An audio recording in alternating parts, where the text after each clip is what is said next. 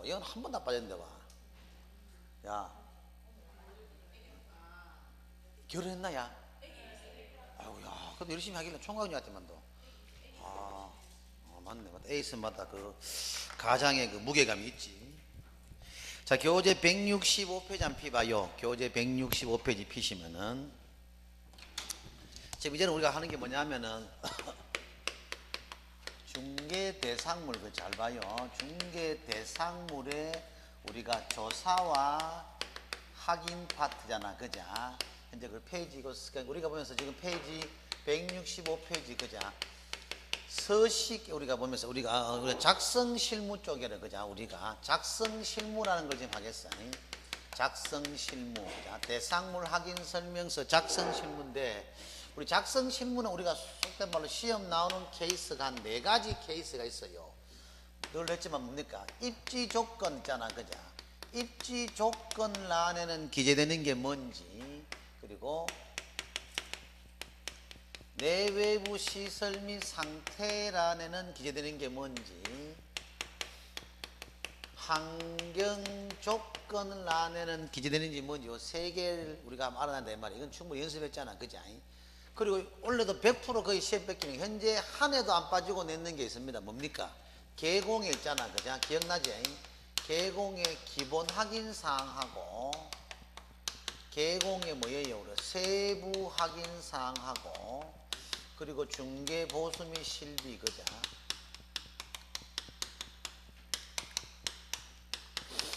요거는 뭐예요? 1번부터 8번. 요거는 뭐다? 9번부터 12번. 그죠? 요거는 뭐다? 13번이지. 여기 계공의 기본 확인, 세부 확인, 중개 보수 및 실비 요래 있다 이 말입니다.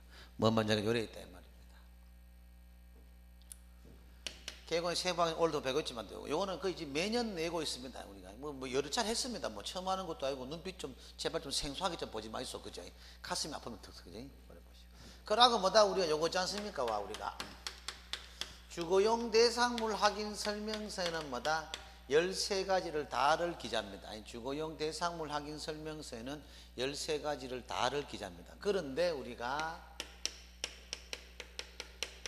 비주거나 토지, 그자? 임목, 강업재단, 공장재단에는 뭐다? 우리가 기재가 안 되는 게 있습니다. 뭔 말인지 알겠죠? 비주거나 토지, 임목, 강업재단, 공장재단은 뭐다?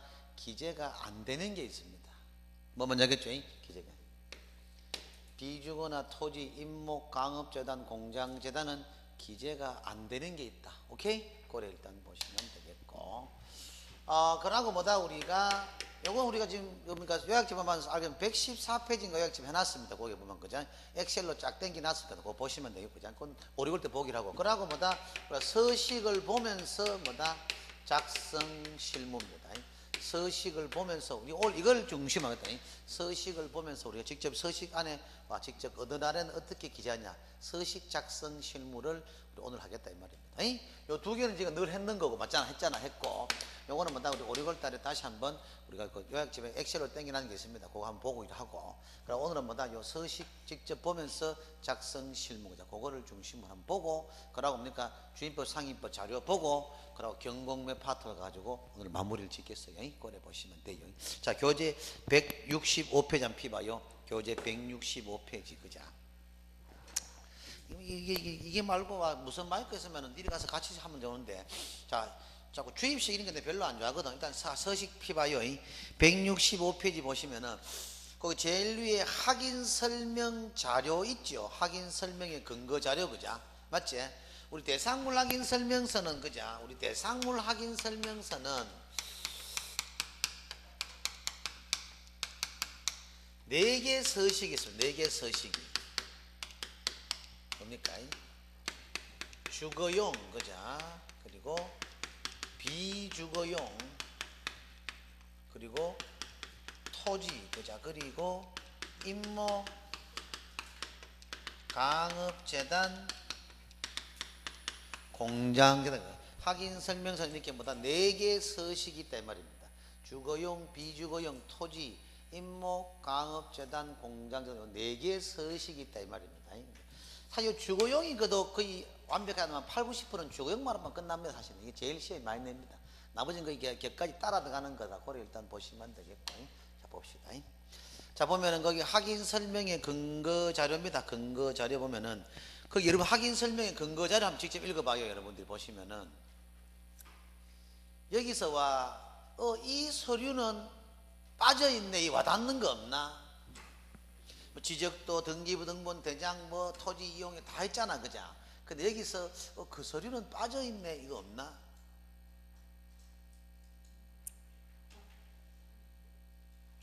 여기 165페이지 있잖아, 거기. 우리 브레인 없나? 보라는 보라토지. 저번 주에 갔다 왔나? 오늘 간다니까. 다음 주 조직 때 첫 개강인데 끝자야 돼. 지금도 이빨 나간대. 토요일이가. 잘 갔다 와.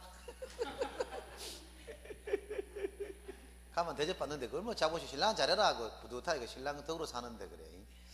얼마나 좋노. 보라 누나, 우리 왕언니 누나 뭐라고 생각하세요? 지형도지 않습니까? 거기 한번 적어놔봐. 지형도는 우리가 확인 설명의 근거자에 빠지잖아, 그죠? 지적도는 포함되나요? 그 지형도 해놓고 X 해놓있어, 그죠? 그런 거 알아놓으면 왔잖아. 지형도 없지 않습니까? 확인 설명의 근거, 우리 이름 있는 서류 지금 다 나왔잖아, 솔직히, 그죠? 그 지형도는 빠졌습니다. 지형도는 빠졌습니다. 그 지형도는 확인 설명의 근거 자료 공부에 속하지 않는다 이 말입니다. 뭐 뭔지 알겠죠? 지형도는 지적도 있잖아요. 임야도 있고 다 있지 않습니까? 등기부 등본, 뭐 등기 권리증, 뭐 토지 대장, 토지 이용 다 있잖아. 우리가 기본 알고 있는 공부는 다 있잖아. 근데 지형도는 확인 설명의 근거 자료에서 빠졌다, 그죠? 그거 하고. 그러고 우리가 1번 개공의 기본 확인 사항이 있죠, 그죠? 그 옆에는 개공이 직접 조사 적어놓았어요. 개공이 직접 조사입니다. 혹시 이 와중에 개공이 뭐고 그 정도나 있지? 제일 뒤에 하양, 마스크 하양 있잖아. 개공이 뭐고? 그래, 개혁권에서 누군데? 그 많은 사람이고. 저 모른다 해봐라. 와, 미치겠다 진짜로. 그 가슴 아프다 딱 느끼고 오더라 했겠네. 자기가 중개업자. 안다 그래, 안다. 미안하다. 인정. 다음 개공의 기본 확인 사항은 뭐다? 이거는 개공이 직접 조사입니다. 좀 알아놓으셔서 봤잖아요. 그건 자료 요구하고 이런 게 안 된다 이 말입니다. 직접 조사라 이 말입니다. 고려 보시고. 그럼 잘 봐. 지금 초집중해요. 1번 대상 물건의 표시 보시면 토지하고 건축물이 있죠, 각종. 건축물에와 내진 설계 적용 여부 있죠, 그자? 이건 지금 현재 이거 경주에 있잖아, 그자? 지진 때문에 다 적습니다. 내진 짓고 적고. 중요한 건 건축물의 그 용도 있죠, 용도, 그자? 건축물의 용도 있죠, 용도, 그자? 건축물의 용도 있잖아, 그자? 근데 근데 건축물 용도로 와 뭐가 그래? 뭐 대단해가지고 정문이 허들가 떠노? 잘 봐요. 그럼 건축물의 용도는 1번 대상 물건의 표시란의 기자입니까? 3번 공법상 이용이나 거래 규제란의 기자입니까, 지금? 그렇지. 보통 여러분들은 용도나 지구나 구역은 토지만 생각하잖아. 근데 건축물의 용도는 1번 대상 물건의 표시단 말이야. 토지의 용도부터만 3번이 맞아, 그자? 3번 공법상 그 란이 맞는데, 어쩌라? 3번에 토지의 용도나 지구나 구역 다 있잖아. 토지의 용도는 뭐다? 3번 공법상 이용이나 거래 규제인데, 건축물의 용도는 뭐고? 1번 대상 물건의 표시라다 이 말입니다. 제가 지금 뭘 용어인지 알겠죠? 그 당일날 토지의 용도를 물었는지 건축물의 용도를 물었는지에 따라 다르다 이 말입니다. 뭐 뭔지 알겠죠? 건축물의 용도는 1번 대상 물건의 표시라다 이 말입니다. 건축물의 용도는 1번 대상 물건의 표시란입니다. 고려 보시고. 다음은 권리관계대. 그러고 3번 토지 이용 계획하고 공법상 이용이나 거래 이게 많이 나오는데, 건폐율 상한하고 용적률 상한 있지? 그거 묶어보세요. 건폐율 상한하고 용적률 상한, 이거는 뭐다? 시군의 조례입니다. 건폐율 상한하고 용적률 상한은 뭐다? 시군의 조례입니다. 이걸 지금 현재 십몇 년 연속되고 있습니다. 중요한 건 그쪽도 안돼 중요한 게 맞는데 그러니까 이걸 뭐내노? 건폐율 상한하고 용적률 상한은 뭡니까? 뭐 토지 이용 계획 확인서를 통해 조사 틀다 이 말이야. 건축물 대장을 통해 조사한다 다 틀다 이 말입니다. 건폐율 상한하고 용적률 상한은 뭐다? 시군의 조례야. 시군의 조례. 오케이? 그걸 좀 알아놓으시면 되겠고, 그리고 좀 여러분들이 도시군 계획 시설하고 지구 단위 계획구 있잖아. 요것도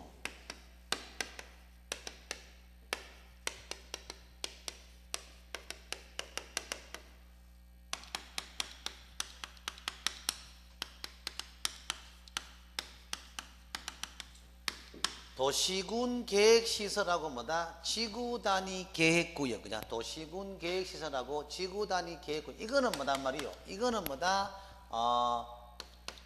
계공이 직접 조사를 해야 됩니다. 도시군 계획시설이라든지 지구단위 계획구역은 계공이 직접 조사를 해야 됩니다. 뭔 뭔지 알겠죠? 도시군 계획시설이라든지 지구단위 계획구역은 계공이 직접 조사합니다. 뭔지 알겠죠? 도시군 계획시설이라든지 지구단위 계획구역은 계공이 직접 조사합니다. 뭔지 알겠죠? 도시군 계획시설이라든지 지구단위 계획구역은 계공이 직접 조사한다. 이걸 가지고 뭐다? 토지 이용계획 확인서를 통해서 조사한다. 틀리다 이 말입니다. 뭔지 알겠죠? 조심하시고. 그러니까 그 외에 있잖아. 그 지역 지구의 용도나 지구나 구역하고 그 뭡니까? 그 밖의 이용자 및 거래 규제 이거는 뭐다? 토지 이용계획 확인서다 이 말이야. 헷갈리니까 요걸 제가 앞으로 할게요. 도시군 계획 시설하고 지구단위 계획구역은 계공이 조사고 그 외의 사항은 뭐다? 토지 이용계획 확인서. 그래 바꾸면 되잖아. 그지? 그래 보면 깔끔할 겁니다. 됐고, 다음 넘기시고, 그와만 취득시 부담할 그자 8번 있잖아. 취득시 부담할 조세의 종류나 세율 나오지.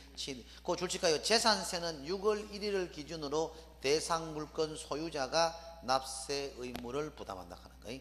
재산세는 6월 1일을 기준으로 대상 물건 소유자가 납세 의무를 부담한다. 오케이? 재산세는 6월 1일을 기준으로. 이걸 이렇게 한가 그건 한 10몇 년이 걸렸습니다. 내가 중개할 때는 이걸로 사실 좀 분쟁이 있었단 말이야.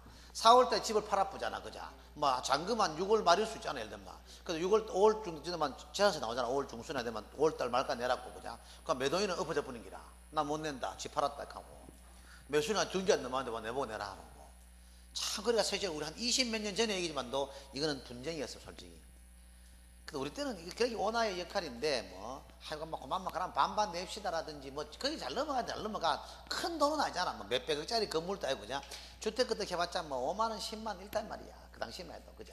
큰 그건 아닌데 매도인도 좀 까칠하고 매도까지 막 하다 못 내겠다 해갖고 막 싸면 골치 아프잖아. 근데 그걸 잘 중재가 반반 내 있어. 아니면 뭐 한 5월달쯤 매매해서 뭐 다 거의 뭐 주인 내는 게 안 맞습니까? 5월달까지 팔았으니까. 한 3월 정도 했으면 막 반반 냅시다 하고 뭐 기타 등등의 그런 식의 운영의 묘를 잘 좀 살려야 되는 말이야. 정한 데만 오나는 이걸 마지막으로 무기사면 됩니다. 수수료 알지? 수수료. 거기서 뭡니까? 내가 수수료 포기할게. 막 그거 줘라 이런다든지 뭐. 근데 요즘은 참 그걸 포기하기 어려운 게 수수료가 박하잖아. 우리 솔직히 내가 능력이 좋아 그런 게 아니고 1억짜리 정도 잡으면 뭐다? 매도인한테는 한 4, 500 그냥 대들이 떼어 보니까 기분 그 갈래야 그냥. 그리고 매수인은 150에서 200. 그냥 내가 그런 게 아니고 우리 갈래란 말이야. 그냥 일단 법정 보고서 그런 게 어디 있었노? 요즘은 1억짜리 팔면 뭐 30 뭐 이렇게 사고 밥 먹고 사기 쉽다 하겠는 거지. 물가는 지금 그때보다 10배 더 뒤스킨데 그죠? 그때 그런 시절이었다. 시절이 우리 사무실이 뭐 내가 능력이 있어 그런 게 아니고 다 그때 그래 받았으면 시절이다 하겠네. 다 대한민국 모든 부동산이 다 그랬다니까. 그때 좀 괜찮았지. 그때 하고 있잖아. 막 계속 하신 분들은 돈 꽤나 커머지 뭐 많은 끼나. 나도 까불락거리면서 대충 해가 한 6년 정도 기웃기웃거리도 그래도 뭐 24, 8에 뛰들어가지고 그냥. 또 내가 강의를 돌아기 고천에까지 한 6년 내가 강의를 그러니까 34세 돌았거든. 그럼 지금 18년하고 50 돌아이가 그자. 그래도 거의 18년째인데 그래도 그럭저럭 용돈 참 많이 벌었었다 했는데 까불락거리면서 해도 그랬는데 난 그도 영원히 벌릴 줄 알았대. 그런데 세상 영원한 게 어딨노, 그치? 옛날에 뭐 엄마 말씀이 번 자랑하지 말고 모은 자랑하라. 진짜 맞는 말인데 그 당시 못 느끼는 거지, 그치? 그때 좀 원래 다 그렇지만 뗀뗀하게 좀 했으면은 돈도 좀 더 모아놨고 좀 더 좋았을 텐데 그때 진짜 그걸 못 느끼면 뭐 덮어씌는 것도 내가 봐도 뭐 그게 뭐 덮어신다 하는 거 그죠? 저도 그래요. 그러니까 여러분 뭔가 좀 잘 될 때 여러분들이 좀 잘 그거를 관리 좀 하세요. 그래가지고 찬스가 계속 오는 게 아니야.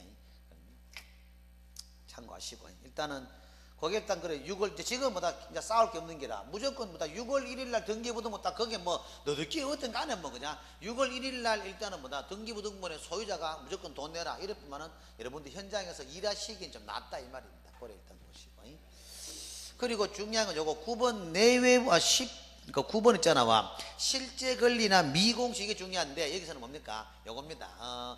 이전자가 고지한 사항 기재적은 어디서 이전자가 고지한 사항 기재입니다. 이전자가 고지한 사항 기재입니다.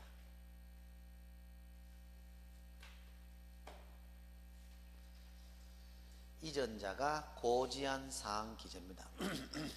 이전자가 고지한 사항 기재. 그리고 옆에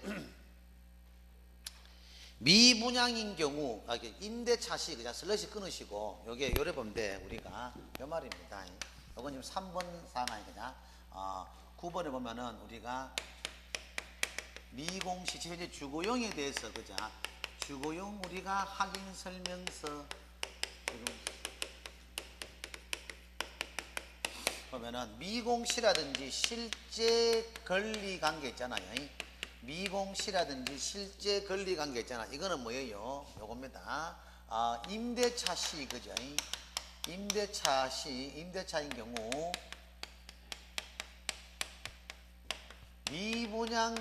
미분양 사항도 우리가 기재를 해야 됩니다.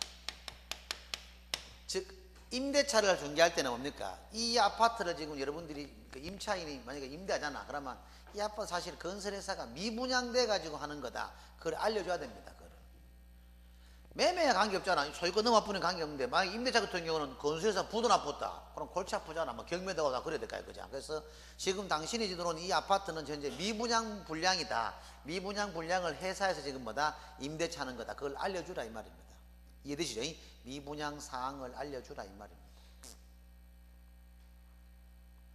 그거라는 요걸 좀 기재하셔야 되겠고. 그러고 우리가 10번 있잖아. 그죠? 10번 이거 아주 중요해요. 10번에 보면 소방 있죠. 소방 그죠? 이 시험에 낼 가능성이 큰데 소방도 두 가지 같이 해야 됩니다. 소방도 있잖아. 주거용 대상물 확인 설명서하고 비주거용하고는 달랍니다. 소방도 주거용 있잖아. 주거용에는 뭐단 말입니까? 단독 경보용 감지기를 기재합니다.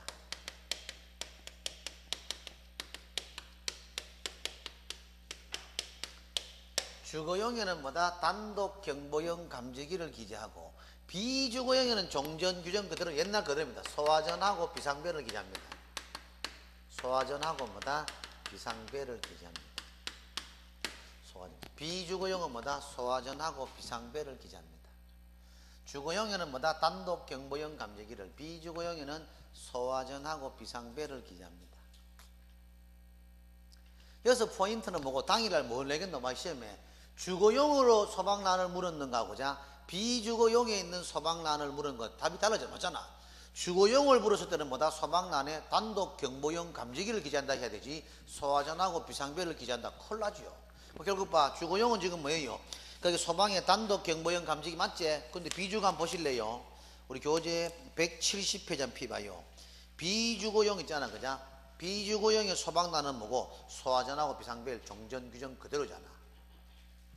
오케이? 그 말이다. 그래서 당일날 주거용으로 물었는가 하고 비주거용으로 물었는 달라요. 주거용이냐 비주거용이냐 다릅니다. 오케이? 그 개념을 잡아 놓을 필요성이 있다. 그죠? 그래 보면 되겠고. 그리고 다시 166페이지로 넘어오셔가지고, 그자? 그니까 단독 경보용 감지기가 긋고, 그러고 수량이 몇 개냐까지 다 적고, 그 옆에 아파트는 제외라고 한 게 적어놓은 줄쳐놓고 있어요. 아파트는 제외입니다. 주택의 경우만 작성합니다. 요거 그죠? 아파트인 경우 제외입니다. 아파트는 원래 단독 경보용 감지기가 설치되어 있습니다. 그래서 아파트는 제외단 말이 그 말입니다. 오케이? 그래 보시면 아파트는 제외.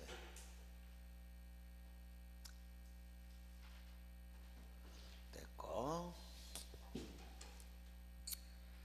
그리고 우리가 쭉 100몇 미터 배상때 환경 조건하고 쭉 했고 그러고 그 밑에 있지 않습니까? 박스 밑에 13번 밑에 보면은 그 뭡니까? 손해배상 책임 보장의 증명 서류를 수령합니다. 그거 줄쳐놓으셔. 그거 있잖아요. 손해배상 책임의 증명 서류를 수령합니다. 그거 줄쳐놓으셔. 13번 그 밑에 있잖아. 와. 그 밑에 글자 있잖아. 쭉 보면 그죠? 손해배상의 제일 끝 있잖아. 손해배상의 증명 서류를 수령합니다. 있죠? 이 내용이 지금 추가됐습니다. 여러 정도. 일단 그 외에도 더 많은데 일단은 뭐다? 여러분들이 이 정도 5, 6월 때도 좀 몇 개 할 걸 난간해야 됩니다. 결석 방지용이라든지 기타 등등 그죠? 묵고 살아고 난간 없습니다. 그제 고려 일단 보시고. 그러고 우리 여러분들 오늘 자료 그거와 주임법 상임법 자료 한번 피봐요. 주임법 상임법 자료. 주임법 상임법 자료 있잖아요. 그럼 피봐요. 자 봅시다. 주임법 상임법 자료 그자. 핵심 내용 있죠. 아니 내 프린트 묻잖아요.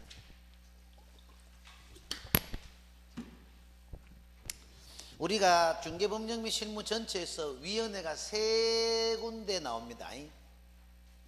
공인중개사 정책심의위원회하고 협회의 공제운영위원회, 그죠?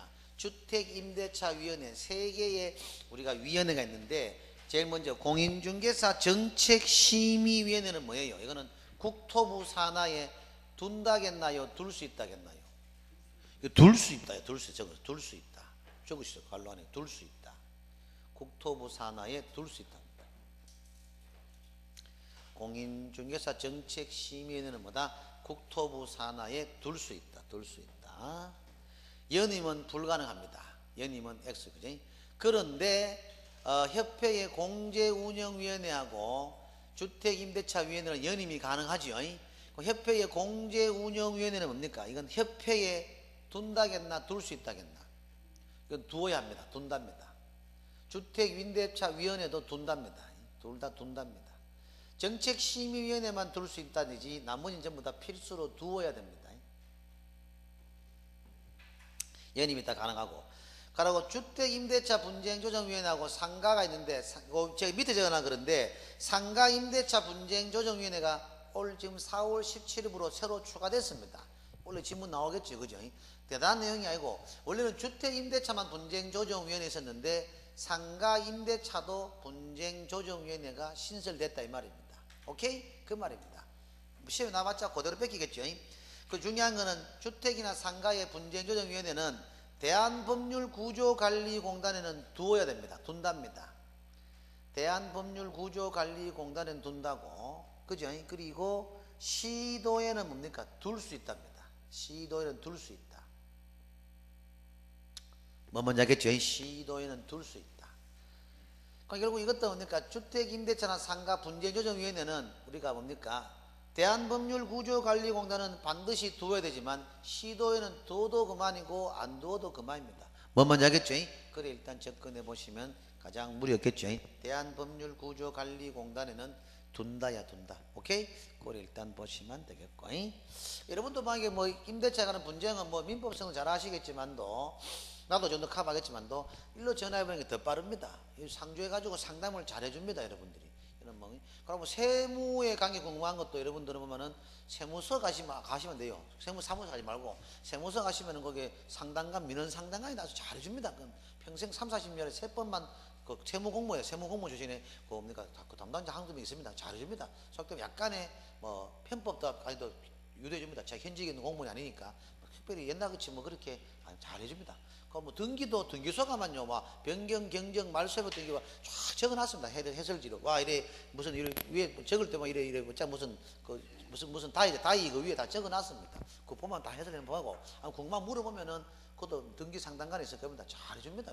그러면 3, 4시간 동안 등기만 했는 공무원이니까 막 여기 뭐 공시설계도 잘 하시겠지만도 그런 건 등기 하나만 했는 분들이니까 그죠? 그럼 궁금하시면 그런 걸 활용하시는 게 더 낫습니다, 여러분. 전화하면 잘 해줍니다, 저는. 전화 연결도 그렇게 안 되는 거 알 거죠. 전화 연결 잘 됩니다 하면은 이런 사례 있다면은 상담해보다 충분히 합니다. 아니면 뭐 직접 찾아가서 대구도 대한법률구조관리공단 대구지사 있습니다. 찾아가면 다 잘 상담하고 다 해줍니다. 뭐 옛날 같이 앉아봐라 일나봐라 이런 말 안 합니다. 요새는 그지? 큰일 납니다. 그지? 요즘 또 민원인도 박아가지고 뭐 또 공무원이라든지 그런 고압적인 자세면은 가만히 있습니다. 당신 이런 식으로 말하면 안 되지 하면 바로 또 공지들이 나쁩니다. 그죠? 그 때문에 요즘은 참 좋은 시절에 삽니다. 또 그게 맞고 또 서로가 각자의 역할만 하면 되지 뭐 누가 사람 위에 사람 어디 있겠노. 그지? 다 그렇지. 뭐를 물어보는 게 솔직히 한 것입니까? 또 여러분도 그 업무를 30년 해봐라. 다 알까이가 막 그죠?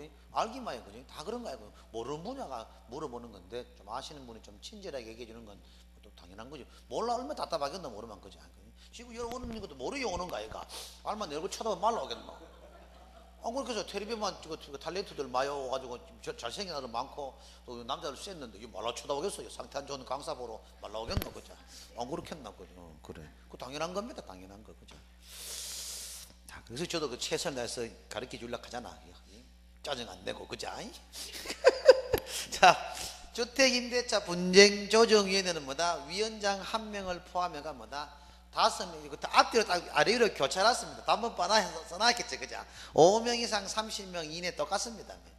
그리고 상가임대차 분쟁조정위원회도 위원장 1명을 포함입니다. 포함한, 그죠? 5명 이상 30명 이하입니다. 나는 근데 시험은 3번을 낼 것 같아. 우리가 권리금에 대한 표준계약서하고 주택이나 상가에 뭡니까? 계약서 있잖아, 그죠? 임대차 표준계약서는 우리가 우리 법 장가에 다릅니다. 권리금에 대한 표준계약서는 누가 정했겠어요? 국장입니다. 근데 임대차 계약서의 표준서식은 뭐다? 법무부 장관입니다. 다릅니다. 그랬더니 상가 권리금에 대한 우리 권리금에 대한 표준계약서는 뭐다? 국토부 장관이고 주택이나 상가의 권리금 말고 임대차 표준계약서는 뭐다? 같은 표준계약서라도 권리금에 대한 표준계약서는 우리가 국토부 장관이고 임대차 계약서의 표준계약서는 뭐다? 우리가 법무부 장관. 난 이걸 왠지 낼 것 같아. 왠지 그지? 그러니까 3번 별표 놓으시고 4번도 시험 잘 냅니다. 4번도. 이거 보면 여러분이 극복 많이 할기라. 자, 차임 증감 청구권하고 월차임 전환시 산정일 제한인데 나름대로 공부하시면서 헷갈렸을 거야. 그죠? 차임 증감 청구권은 뭡니까? 합의 시에 증액이 가능합니다. 즉 서로 쌍방이 합의했는 경우는 5% 초과할 수 있습니다. 그런데 중요한 거는 월차임 전환 시의 산정률은 뭐다? 밑에 적고 있어. 강행 규제입니다. 서로 쌍방이 합의하더라도 이 요율을 뭡니까? 넘지 못합니다. 참고로 말하면 월차임 전환 시의 산정률 제한이 뭐냐면은 이겁니다. 보증금이 만약 1억 있잖아, 그죠? 근데 은행에 보니까 이자도 별로 안 나온다. 내가 목돈이 좀 생겼다. 5천만 원은 보증금 놔두고 5천만 원은 뭐다? 월세로 전환하겠다. 그때입니다. 그 월차임으로 전환했을 때의 그 산정률은 제한을 당합니다. 뭡니까? 주택은 뭐다? 그러니까 연 1할 또는 그죠? 기준금리 플러스 3.5배 중에 낮은 것이야. 낮은 것. 연 1할 또는 기준금리의 3.5배 플러스입니다. 연 1할 또는 기준금리 플러스입니다. 플러스 3.5% 중에 낮은 거야. 낮은 거. 거의 대부분 그저 뒤에 겁니다. 연 1할 안 됩니다. 기준금리 현재 2%가 그렇잖아. 그 3.5 되면 5.5야 그죠? 그러니까 연 1할은 10%야 그죠? 그래서 거의 뒤에 게 적용받을 거야. 낮은 걸 다 적용하면 낮은 걸. 상가는 뭐냐면은 연 1할 2푼입니다. 갈로 안에 연 1할 2푼 또는 상가는 연 1할 2푼 또는입니다. 기준금리 곱하기입니다. 이건 더하기 아닙니다. 기준금리 곱하기 4.5배입니다. 기준금리 곱하기 4.5배 중에 낮은 것입니다. 4.5배 그래. 4.5배. 예. 상가는요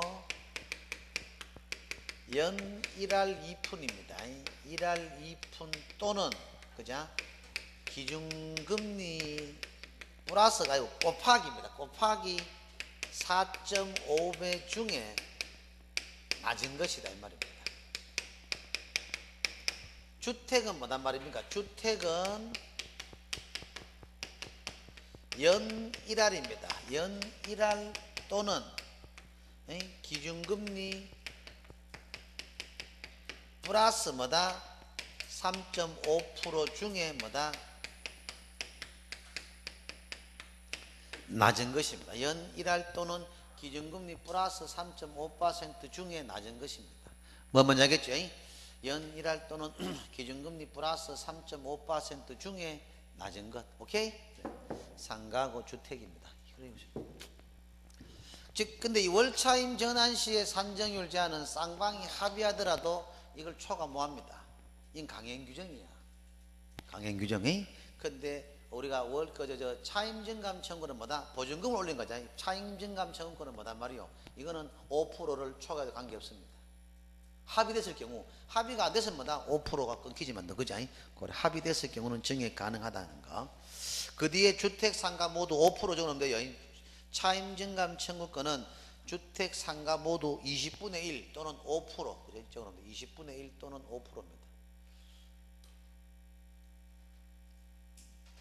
그 뒤에 있잖아요. 주택 상가 모두 있지, 그죠? 그 뒤에 갈로에 5% 적든지 아니면 20분의 1 또는 100분의 5. 당일날 100분의 5나 20분의 1이나 5% 같은 말이 돼.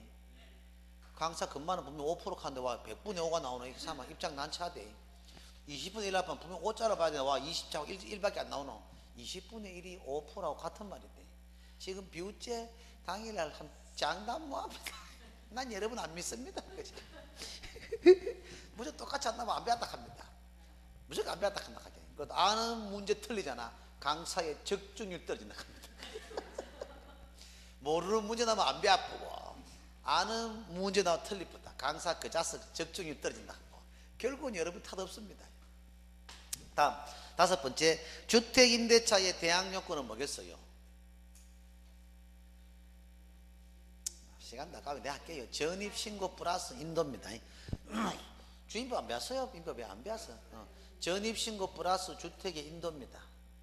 대항 요건은 전입신고 플러스 주택의 인도.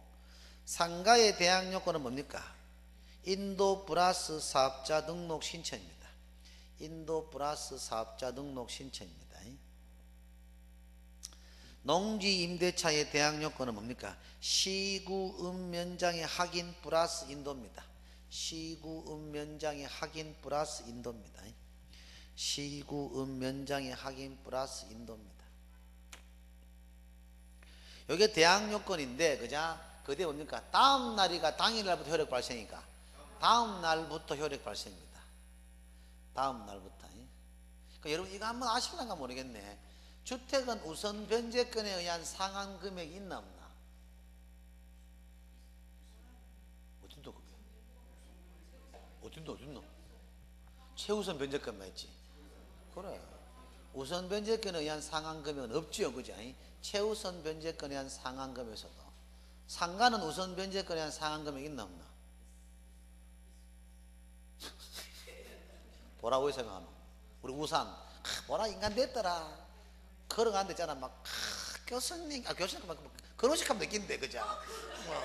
맞아. 우산을 탁 씌워주는 게라. 야, 내가 들락했어. 아, 근데 아닙니다 하면서. 근데 중요한 건 비가 안 오고 어떤데 우산 쓰고 어때? 아, 지금 우리 올 때 그때 비 안 왔는 것 같은데. 그래서 나는 비 맞으면 갖다 없는 머리카락 더 빠지게 싶어가지고 쓰는데 어쨌든 고마웠어요. 자, 뭐냐 하면은 상가는 그냥 우선 변제권에 의한 상한 금액이 있어요. 맞잖아. 밑에 바로 있지 않습니까? 서울 9억이 있잖아. 우선 변제. 주택은 100억짜리라도 임대차 보호법 적용해주고 상가는 9억 초과했으면 임대차 보호법 적용 안 된다 이 말이지, 쉽게 말해가. 그 둘 다 주택이든 상가든 간에 뭐다? 최우선 변제권에 의한 상한 금액은 다 있잖아. 주택도 최우선 변제권에 의한 상한 금액은 다 있잖아. 6천, 2천이 다 있잖아. 그죠? 다 있는데 상가는 뭐다? 우선 변제권에 의한 상한 금액도 있고 최우선 변제권에 의한 상한 금액 다 있습니다. 오케이? 또 우리 걸 다시 한번 봐주겠습니다만 큰 틀은 잡아놓으라 이 말이고. 다음 6번째, 민법의 임대차는 최단기간 규정 있나 없나? 없습니다. 그죠? 없습니다. 그런데 주택은 최단기가 몇 년입니까? 2년, 상가는 1년, 농지는 3년이야. 3년. 그죠? 그리고 7번 이것도 알아놓으세요. 이거 원래 바뀌었어요. 원래 4월 17일 공포 예정인데 솔직히 아직 공포 안 됐습니다. 근데 이건 안 되겠나 싶어 놔뒀는데 일단 9억이라 알고 이건 바뀐 걸 알고 들어가 있어. 그죠? 9억이야 9억. 그죠? 원래 6억 천인데 이거 완전 이거 원래 4월 17일 날 공포하게 돼 있는데 사실 공포 안 했습니다. 아까 그 상가임대차 분쟁조정위원회는 뭐다 4월 17일 시행이었다가 시행. 그러니까 관계없는데 이거는 4월 17일 날부터 시행이 아니고 공포 예정이었거든 원래는. 그래서 사실 공포가 안 되긴 안 됐습니다. 그래서 일단 적어놓긴 하는데 참고해서 안 되겠나 싶습니다. 일단 요 금액을 초과해보면 뭐다 임대차 보호법 적용 대상에서 빠집니다. 그걸 일단 아시라 이 말이고. 자 다시 경공매 자료 필수. 경공매 그자 경공매 자료 필수. 경공매 자료 피 보이소. 경공매 자료를 피봐요. 자 경공매. 자 뭐 경매는 뭐다 우리가 여기서 우리가 경공매 보자.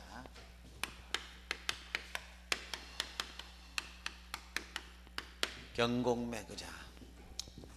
우리 교재에는 경공매가 몇 페이지 시작입니까?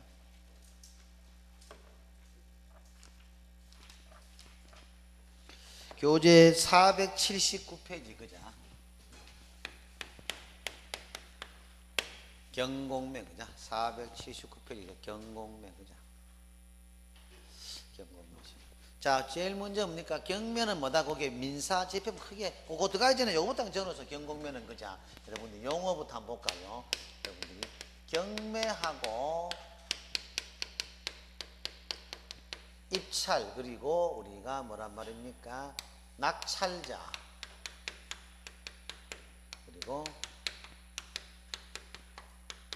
경락입니다.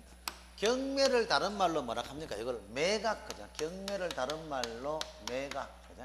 경매를 다른 말로 매각 경매를 다른 말로 매각. 입찰을 다른 말로 뭐예요 우리가? 매수 신청 또는 뭐 매수 신고. 경매는 뭐다? 매각. 입찰을 뭐다? 매수 신청 또는 매수 신고. 낙찰자 경락인을 뭐랍니까? 우리는 이건 매수인. 낙찰자 경락인을 뭐다? 매수인. 그러니까 경매 용어를 상당히 좀 부드럽게 바꿔놨습니다. 경매 용어를 뭐다? 상당히 부드럽게 바꿔놨습니다. 와, 우리 일반 매매 계약 끝이 했나 그냥 매도인, 매수인 이런 개념으로 바꿔본단 말이에요. 그러니까 경매를 좀 보편화시키겠다 이 말이죠. 보편화. 와, 낙찰자 뭐 이러면 뭐 나무 물건 꼭 빼따라 묻는 거잖아, 그죠? 경락인 돼서 그래서 매수인 가면 일반 매물에 뭐다 취득자 거잖아, 그죠? 그런 식으로 접근하시면 되겠죠. 자, 경매는 뭐다? 우리가 민사집행법입니다. 경매는 민사집행법. 적어놓어서 갈로 하네. 경매는 뭐다? 민사집행법이고, 공매는 국세징수법입니다. 경매는 뭐다? 민사집행법. 공매는 뭐다? 국세징수법. 그죠? 경매는 뭐다? 민사집행법. 공매는 뭐다? 국세징수법입니다. 또 경매는 뭐다? 강제 경매하고 임의 경매가 있는데 요거는 그렇지 많아야 되죠. 강제 경매하고 임의 경매가 있습니다. 경매는 뭐다? 강제 경매하고 임의 경매가 있는데 강제 경매 그 옆에 갈로는 뭐다? 집행권은 그죠?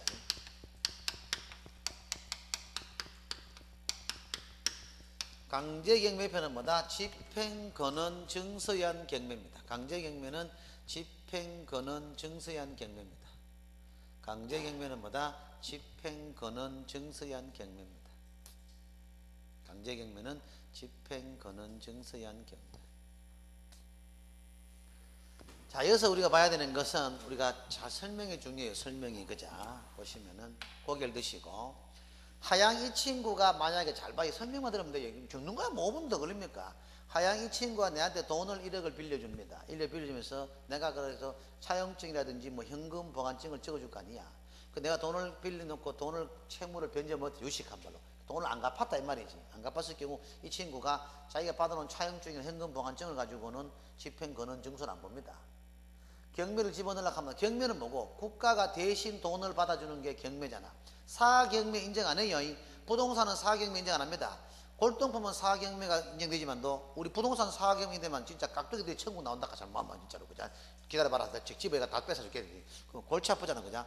부동산은 공경매만 인정하지 사경매 인정 안 합니다.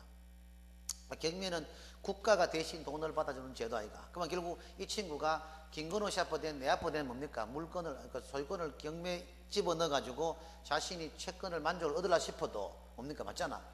그 차용증이나 현금 보관증으로는 경매 신청 안 받습니다.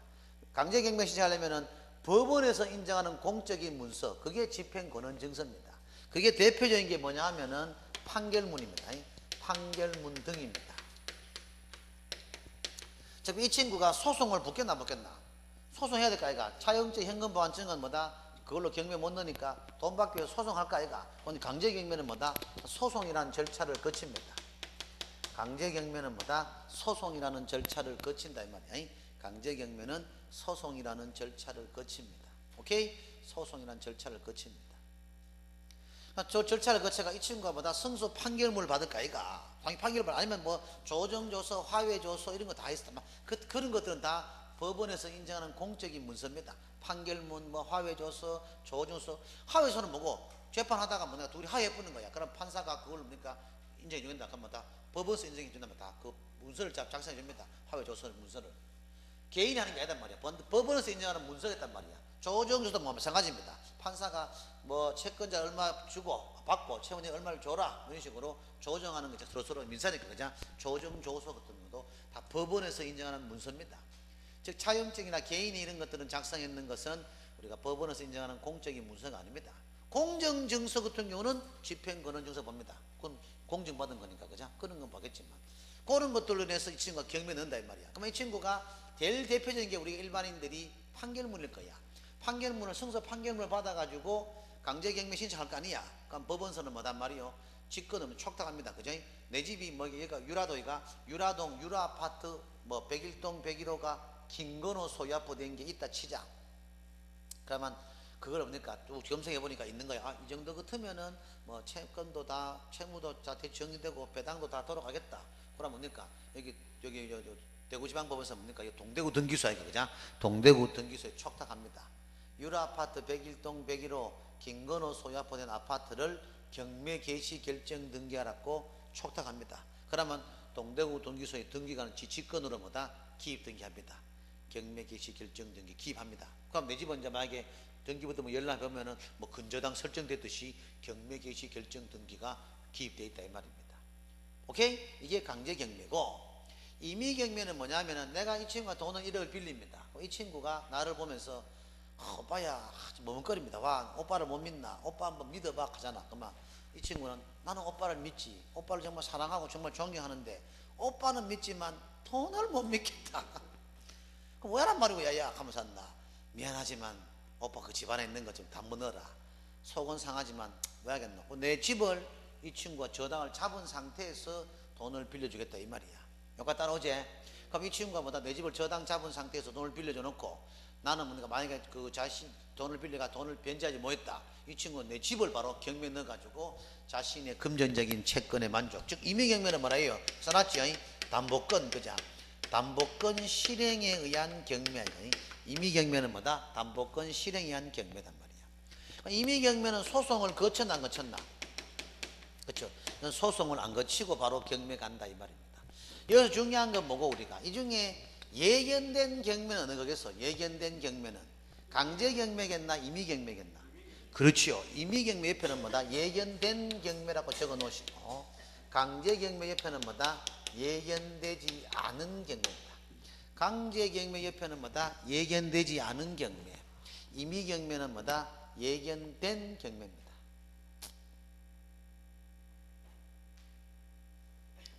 뭐 먼저 하겠죠? 그래 일단 보시면 무리가 없을 거야. 지금 넌 차는 거 알지? 우리 하양 따라오지? 강제경매, 임의경매 차이점 알겠지? 그래 보시면 되지. 무야 공부 잘하잖아. 보라투. 전부 뭐가 한번 쳐봤어? 아직 안 쳤지? 그래. 5월달 좀 치면 된다. 5월달에. 5월달 쳐도 뭐 큰 기대는 하지 말고. 목표는 40, 뭐 35. 그것도 많지. 27.5, 22.5 수두룩하대. 차차 나아지겠지. 그래 보시고 다음 인수되는 권리까지 좀 하고 싶시다. 그자? 인수되는 권리. 그자? 여러분요 인수가 되는 권리가 있단 말은 위험성이 크단 말입니까? 작단 말입니까? 저 옆에서 할까 그러면? 그렇죠. 이어서 봤을 때 인수되는 권리가 있단 말은 뭐다? 위험성이 크다겠나 작다겠나? 이거 위험성이 크답니다. 인수되는 권리가 있단 말은 뭐다? 위험성이 크다라 크다. 생각을 해봐. 경매의 최대의 메리트는 모든 권리들이 쫑돼 가지고 깔끔하게 넘어오는 게 경매의 메리트인데, 인수가 되는 권리 있단 말은 이것도 중개실무니까, 그죠? 중개실무인데 개공사는 의뢰인한테 뭐란 말입니까? 잖아. 경매 이 물건을 자기가 경락 낙찰받았을 때는 이런 권리들이 인수되는 권리들은 법적으로 인수된다. 그러면 이 물건을 그러니까 경매에 낙찰받았을 때 위험성이 크다라고 설명해야 되나 작다라고 설명해야 되나? 당연히 크다라고 설명해야 되지. 그래서 우리가 인수된 권리가 있단 말은 위험성이 크다. 뭐 인수된 권리가 뭐 어떤 거 있습니까? 여기 보면은 뭐 분묘기지권하고 뭐 법정기상권, 그죠? 법정기상권이라든지 뭐 분묘기지권 이런 것들은 언제나 인수고, 그죠? 그리고 뭐 말소 기준 권리보다 앞선, 그죠? 앞선, 그죠? 말소 기준 권리보다 앞선 용의권, 그 옆에 한 개 더 적어 있어요. 뭐 주택 임차권, 가처분 등기입니다. 말소 기준 권리보다 앞선 용의권, 뭐 주택 임차권, 가처분 등기입니다. 말소 기준 권리보다 앞선 뭐 주택 임차권, 용의권, 뭐 가처분 등기, 뭐 주택 임차권, 그죠? 그런 겁니다. 여기서 우리 봐야 되는 것은, 그죠? 말소 기준 권리를 우리가 봐야 될까, 그죠? 여러분들이 말소 기준 권리가 뭐냐 이 말입니다. 말소 기준 권리. 근데 말소하는 게 뭐 소멸되는 거 아니라 소멸되는 기준되는 권리, 소멸이 되는 기준 권리입니다. 즉 어떤 권리들입니까? 근저당이라든지 저당권이라든지 이런 거, 그리고 압류나 뭐 가압류라든지, 그리고 뭐 담보가등기, 등기 특징도 한번 설명하면 좋은데 오래 걸때는 경매 한 시간 더 요토록 요약집 하는 거 좀 더 빨리 끝나시 싶어가지고 하는데, 항상 경매는 쫓인데 이거죠. 좀 풍족하게 하면 재밌는데 이것도 하나 하면 재밌대 이거, 그죠? 어려운 게 없습니다. 혹자들의 강사들은 뭐 경매 이걸 포기해보라고 뭐 이러는데, 당일날 자 그날따라 기분에 3번 뭐 2번 미리 알고 번호를 찍고 들어가서 이카란 말도 막 하고 하는데, 나는 그 포기란 말 하고 싶습니다. 아무거 미리 찌력한데 그날 제일 숫자 마음에 드는 거 알고 들어가라 하고 이러는데, 뭐 어려운 게 없는데 생각보다 현재까지 우리 어려운 게 없잖아, 그죠? 그래, 그렇지. 뭐 근저당이나 저당권, 압류나 가압류, 담보가 등기, 그리고 뭐다 경매 개시 결정 등기.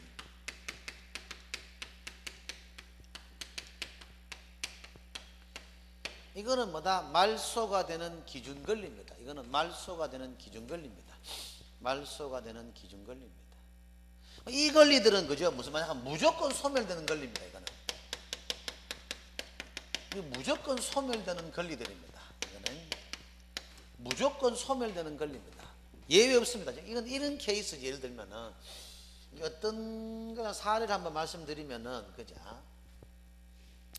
만약에 뭐다 1순위 주택 임차권이 있다, 2순위 근저당이 있다, 3순위 임차권이 있다, 뭐 4순위 저당권이 있다, 5순위 뭐 가압류 있다. 이래 예를 들어 봅시다. 예를 들어서 이 4순위 이 야가 만약에 경매를 신청했다 칩시다. 결과론적으로 말해가지고 이건 이만 다시 한번 설명하면 이 권리들은 뭐다 권리의 전후를 불문하고 무조건 소멸되는 권리야. 무조건 이 권리들은. 그러니까 만약에 4순위 이 친구가 저당권이 경매를 신청했다 치자. 그러면 4순위 권리 이하 소멸이가 아니면 2순위 권리야 다 소멸이가. 그죠? 2순위 권리야 다 소멸. 누가 사카도 가슴 아프고 또 그죠? 이 권리 이하 소멸도 이 경매하면 더 하란 말이거나 말이 안 맞잖아. 그죠? 그러니까 이 권리들은 그죠? 근저당이나 저당권, 압류나 가압류, 담보가 등기, 경매 개시 결정 등기는 권리의 전후를 불문하고 무조건 소멸되는 권리입니다. 무조건 소멸이야. 결국 이 야가 경매를 신청하든 야가 경매를 신청하든 누가 경매를 신청하든 간에 뭐다 무조건 이 권리들 손이. 그렇기 때문에 이 말소 기준 권리보다 앞에 있는 것은 뭐다 인수, 그 뒤에 있는 것은 뭐다 소멸, 이 말이잖아. 결국 이 임차권 다 소멸, 다 소멸이야. 배당으로는 끝이야. 다만 이 친구가 뭐라 했어요? 소액 보증금인 경우는 최선순위 담보권보다 최우선 변제를 받을 뿐이고, 야가 확정일자를 찍었는 경우는 뭐다 등기를 하지 않았지만 민사특별법으로 후순위나 기타 채권자보다 우선 변제받기 위해서 힘만 주는 것이지 채권 다 소멸이야. 임마는 동방불패지. 동방불패. 그죠? 이 권리, 즉 이 말소 기준보다 앞에 있는 건 인수야, 인수입니다. 이 친구는 확정일자를 안 찍든 간 관계없습니다. 대항 요건만 갖추면 됩니다. 확정을 찍었는 경우는 뭐다? 배당을 요구할 수 있을 뿐이고, 안 찍었을 경우는 인수만 된 뿐이지. 결국 지 보증금은 다 건진다고 하면 됩니다. 그치? 고려 보시면 제일 낫습니다. 그게 인수되는 권리입니다. 고려 보시면 되겠죠. 좀 쉬었다가 뭐다? 경매 절차부터 들어갈게요. 경매 절차부터 하나 더 들어가 봅시다. 좀 쉬었다 할게요. 칠판 좀 지어줘요.